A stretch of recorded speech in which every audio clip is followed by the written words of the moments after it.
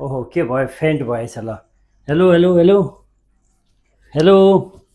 खोइ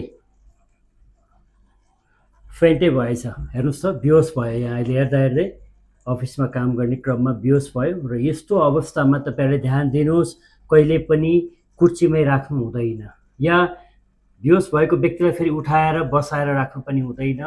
र यो अवस्थामा यदि बिरामी बेहोस भयो भने हामीले तुरुन्तै के त अब बिरामीलाई चाहिँ सुताउनु पर्ने हुन्छ। म त्यो तपाईँहरूलाई देखाउने छु के छ नेक्स्ट प्रोसेस। धेरैजनाले त्यो सोध्नु भएको छ, म देखाउँछु है त। र यदि बेहोस भइसकेपछि चाहिँ हामीले बसाएर राख्नुहुन, तुरुन्तै यसरी सुताइदिने सर्लक्क लागेर र घाँटीलाई यसरी माथि हामीले यो उठाइदिने है।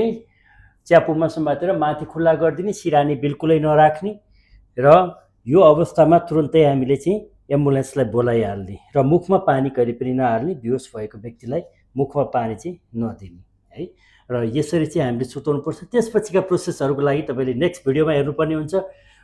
हामीलाई फलो गर्नुहोस् र योगदान राष्ट्रलाई अभियानमा यो तालिम हामीले हरेक पालिका स्तरीय गरिरहेका छौँ। योगदान राष्ट्रलाई अभियानमा सहभागी बनाऊ। Thank you so much.